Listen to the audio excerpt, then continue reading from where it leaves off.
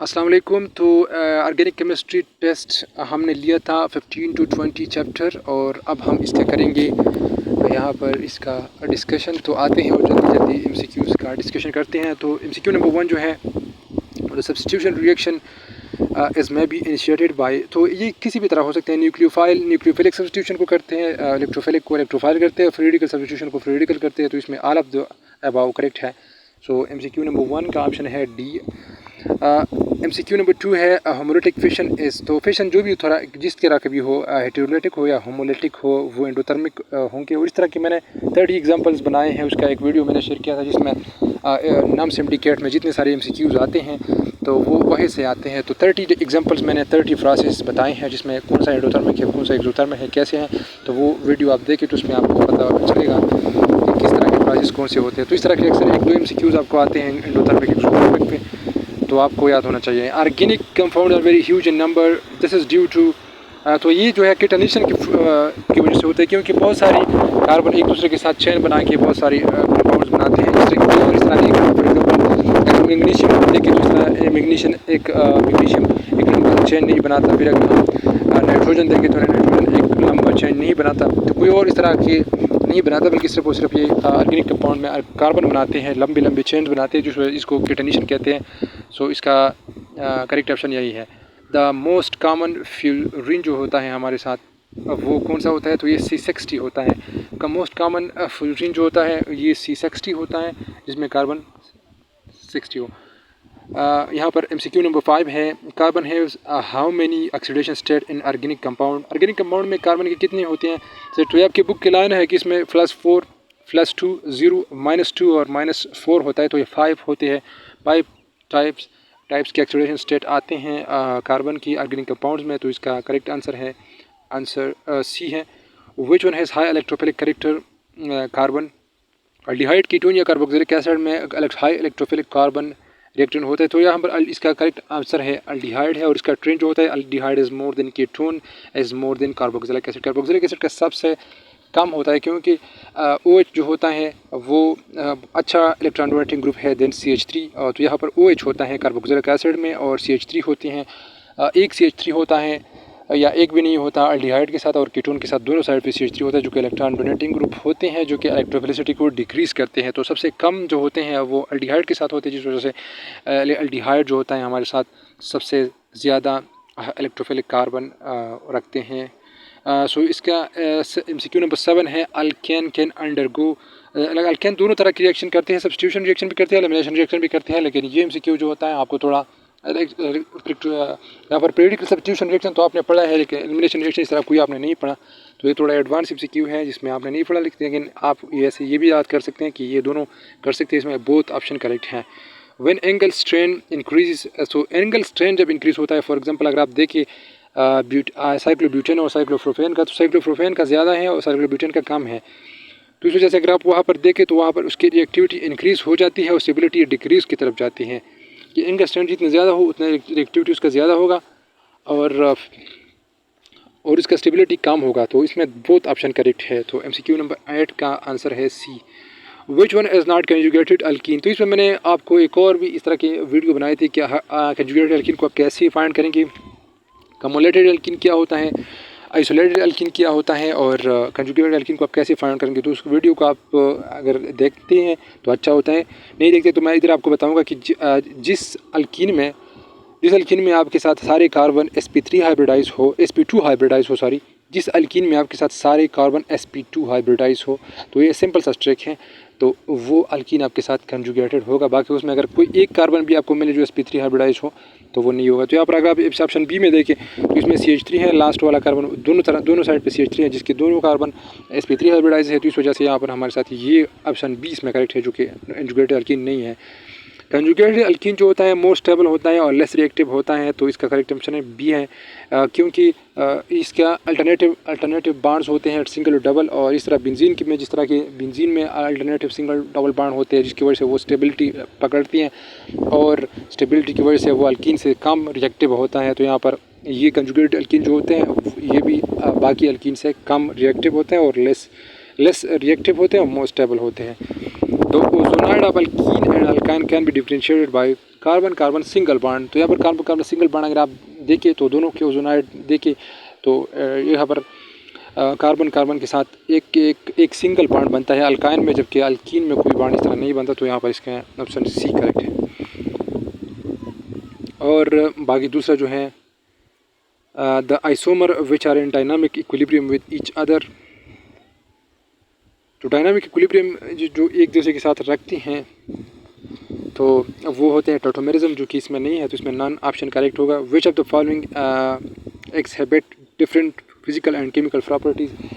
तो different chemical and physical property जिसके होती हैं वो हमारे साथ होते हैं फंक्शनल ग्रुप आइसोमर, जिसके सिर्फ एम्पिरिकल फार्मूला सेम होता है, बाकी सारे उसके कैरेक्टर दोनों फिजिकल और केमिकल प्रॉपर्टी दोनों चेंज होते हैं, लेकिन सिर्फ इसका एम्पिरिकल फार्मूला सेम होता है। तो इस वजह से हम इसको फंक्शनल ग्रुप, इसका फंक्शनल ग्रुप डिफरेंट होता है। फॉर एग्जांपल अगर आप फ्रक्टोज और ग्लूकोज का ले लें तो इसका सिर्फ functional group same functional group की वजह से वो दूसरे के साथ डिफ्रेंशिएट करते हैं। बाकी जो होते हैं वो उसका एम्पिरिकल फार्मूला सेम होता है, लेकिन डिफरेंट चीज़ें बनाते हैं, जिस तरह की डिफरेंट एग्जांपल है फंक्शनल ग्रुप आइसोमर्स की। तो उसके फिजिकल प्रॉपर्टी और केमिकल प्रॉपर्टी दोनों डिफरेंट होती हैं। The more denser is alkyne. So यहाँ पर इसका करेक्ट आंसर है अल्काइन है, क्योंकि अल्काइन सबसे ज़्यादा डेंसर होते हैं, और ये बुक लाइन है जो कि मैंने बुक से लिया है। तो मैंने आपको कहा था कि आपको बुक की हर एक लाइन को भी याद नोटिस में याद रखना चाहिए, मतलब रट्टा नहीं लगाना आपने, लेकिन याद रखना चाहिए। रट्टा किसी भी चीज़ का आप नहीं लगाएंगे, बायो का भी नहीं लगाएंगे, फिजिक्स केमिस्ट्री और न इंग्लिश का, किसी भी चीज़ का रट्टा लगाना आपको नहीं करना है, और ना उसको बार बार इस तरह करना है, पर सिर्फ समझना है बुक के लाइंस। अगर आप समझे तो वो आप उससे कंसेप्ट बना सकते हैं, और कंसेप्ट पे आप MCQ सॉल्व कर सकते हैं आसानी से। तो आपको कंसेप्ट का समझ आना सिर्फ चाहिए, बाकी कोई रट्टा लगाना नहीं चाहिए। Which one is more reactive. तो यहाँ पर अगर आप देखिए तो इसमें सबसे ज़्यादा रिएक्टिव जो है वो अल्कीन है, और अल्काइन से वो ज़्यादा रिएक्टिव है, जो कि ये हम पढ़ चुके हैं ऑलरेडी। इस पर दो रीज़न हैं, और वो दो रीज़न यही है कि एक sp हाइब्रिडाइजेशन की वजह से, जिसके sp हाइब्रिडेशन में इस कैरेक्टर ज़्यादा होते हैं, तो इस वजह से हमारे साथ। और दूसरा जो होता है डबल बॉन्ड क्लाउड जो होता है, जिसकी वजह से इसको अल्काइन को अल्कीन से कम रिएक्टिव बनाते हैं, और बेंजीन तो सबसे कम रिएक्टिव है। तो इसका करेक्ट ऑप्शन हुआ option B. The double bond position in alkene can be find by. So double bond can be find, double bond का पोजीशन जो होता है वो हम ओजोनोलाइसिस पे फाइंड कर सकते हैं पोजीशन, और बाकी डबल बॉन्ड को हम डिटेक्ट कर सकते हैं इन तीनों पे, ब्रोमीन टेस्ट पे और बायो टेस्ट पे डिटेक्ट कर सकते हैं कि इसमें डबल बॉन्ड है। लेकिन ये डबल बॉन्ड का पोजीशन हम सिर्फ और सिर्फ ओजोनोलाइसिस पे कर सकते हैं, जो इसमें करेक्ट ऑप्शन है option C. Non terminal alkyne gives dash. तो ये ट्रांस अल्कीन हमेशा देते हैं लिक्विड अमोनिया में, जिस तरह कि हम ऑलरेडी पढ़ चुके हैं। ये ट्रांस अल्कीन हमेशा देते हैं। Hydrogenation of alkyne can be stop at the level of which of the following. तो यहाँ पर BaSO4 लेनार्ड कैटलिस्ट है, जो कि बुक में दिया हुआ है कि हम इसको अल्कीन लेवल पे स्टॉप कर सकते हैं। BaSO4 इसमें है Lindlar catalyst. The total pi electron in diffusion जो होता है, तो डिफ्यूजन और बेंजीन में बाकी बहुत सारे डिफरेंसेस है, लेकिन बेंजीन के साथ उस तरह कोई मिथाइल ग्रुप नहीं होता, जबकि डिफ्यूजन के साथ 4 होते हैं। लेकिन अगर पाई बॉन्ड और फाई इलेक्ट्रॉन की बात करें तो वो सेम होते हैं, तो यहाँ पर 6 इसका करेक्ट आंसर है। The resonance energy of benzene जो होता है वो 360 जो होता है वो मैक्सिमम उसका होता है। हाइड्रोजनेशन ऑफ ट्राई, जिस तरह साइक्लोअल्केन का हम करते थे, और मोस्ट स्टेबल केमिकल फॉर्म जो होता है उसका 208 होता है। तो अगर 360 से हम 208 को माइनस करें तो हमारे साथ 152 आता है, जिसकी इसका करेक्ट आंसर 152 है।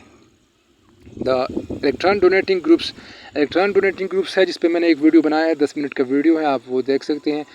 और उसमें मैंने ट्रैक आपको बताया था कि, और उसमें बहुत सारी बातें की, तो आपको वो लाजमी देखना है, क्योंकि उससे बहुत सारी चीज़ें आपको मिलेगी, और उसमें MCQs भी आते हैं। तो ये इंक्रीज़ करता है बेसिसिटी को, डिक्रीज़ करते हैं एसिडिटी को, ये बात भी आपने याद रखनी है। लेकिन इस करेक्ट आंसर बोथ हैं, लेकिन इस पर बहुत सारे MCQs आते हैं। यहाँ पर भी हमने MCQs दी हैं, तो आपको ये याद रखना चाहिए, और वो वीडियो आपको लाजमी देखनी है। Which one is electron withdrawing group.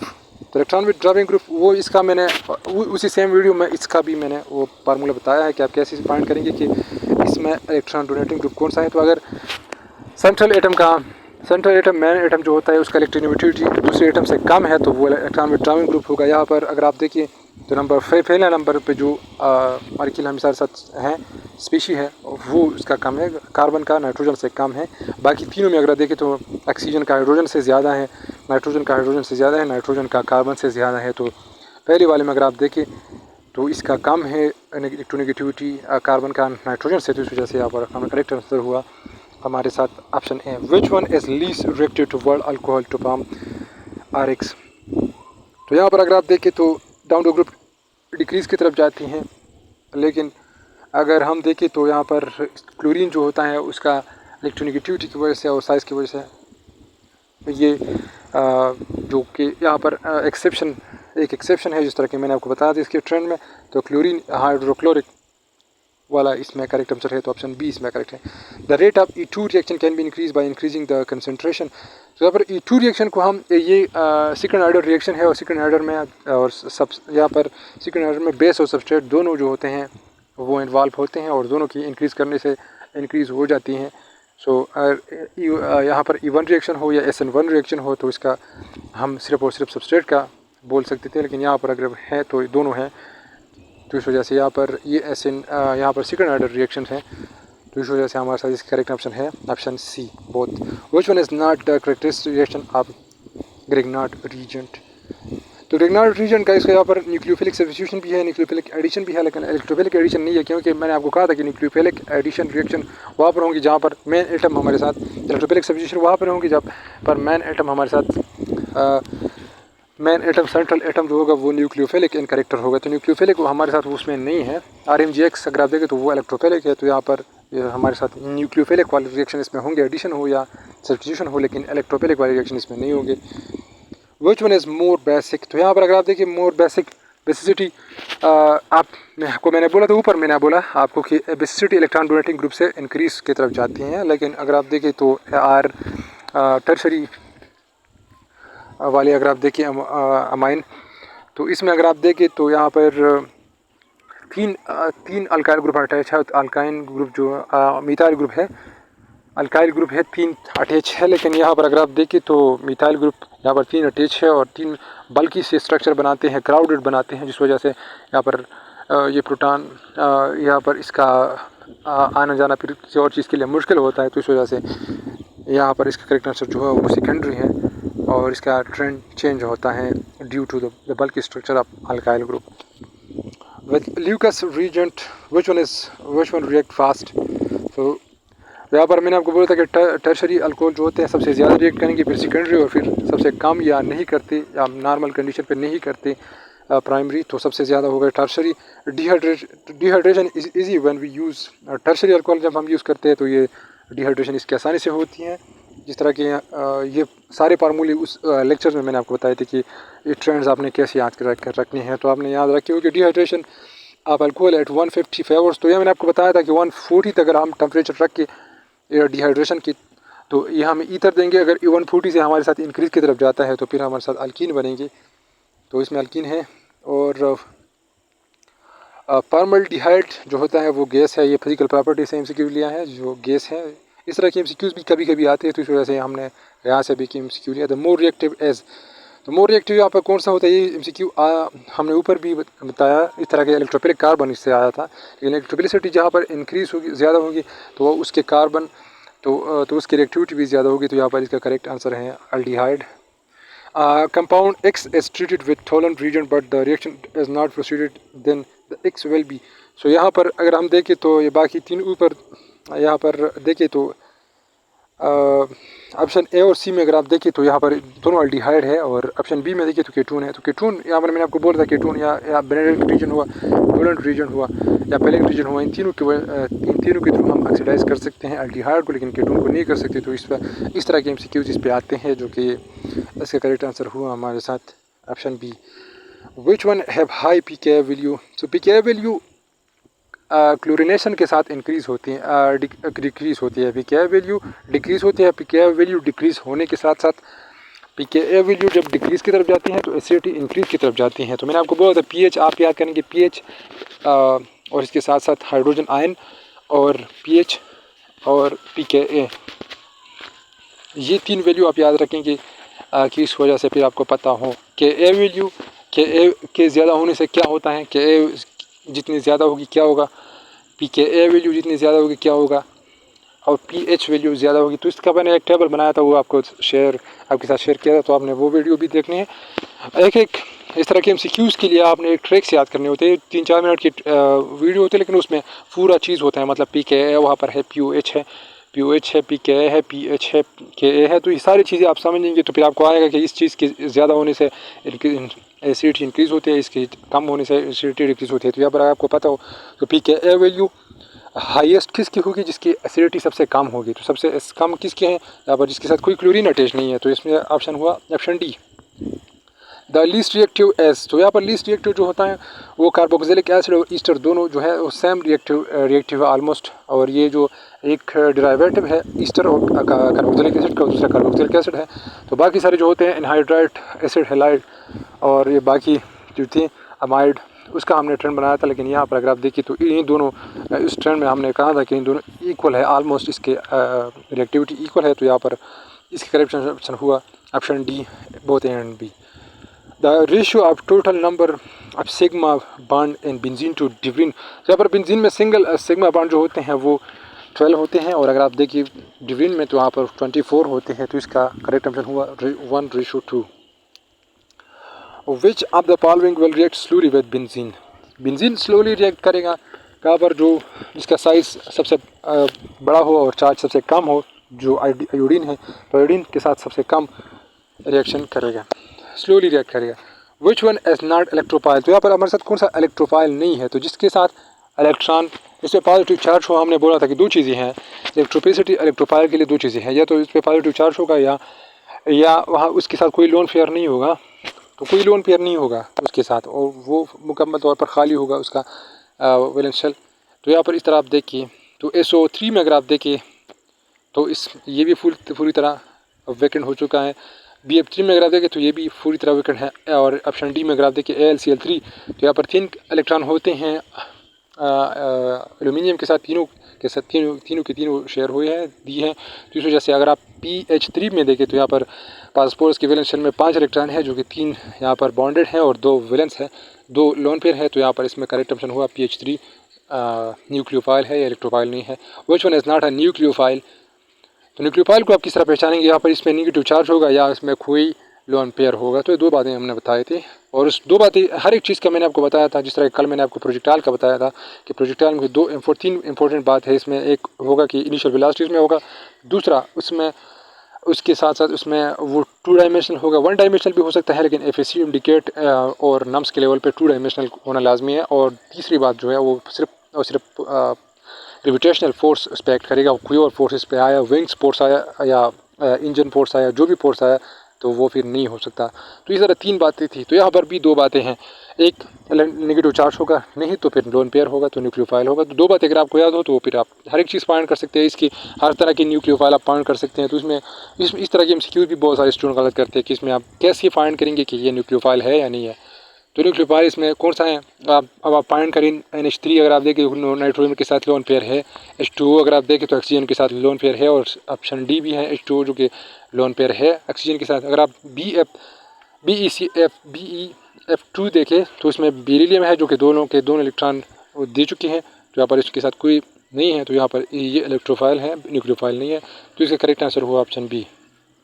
RMGX जो होता है H2O के साथ अगर हम ऐड करें तो क्या देगा, तो अगर आप देखिए OH हाइड्रोजन वाटर, अगर आप वाटर को इस तरह लिख सकते हैं कि OH और H, तो OH यहाँ पर होता है वो इलेक्ट्रॉन बाउंड होगा, हेटेरोडेटिक पेशन होगा, और नेगेटिव चार्ज OH पे आएगा, पॉजिटिव चार्ज H पे आएगा, नेगेटिव चार्ज। लेकिन यहाँ पर अगर आप देखिए तो मैग्नीशियम के साथ मैग्नीशियम पे पॉजिटिव चार्ज आएगा, तो मैग्नीशियम पे पॉजिटिव चार्ज है, पार्शल पॉजिटिव है, और यहाँ पर OH के साथ पार्शल नेगेटिव, यहाँ पर नेगेटिव है। तो ये नेगेटिव पॉजिटिव के साथ मिलेगा, तो OH जो होता है वो Mg के साथ मैग्नीशियम के साथ मिलेगा, और ये हाइड्रोजन जो होता है वो आ जाएगा अल्काइल ग्रुप के साथ मिलेगा, तो अल्कीन बनाएगा।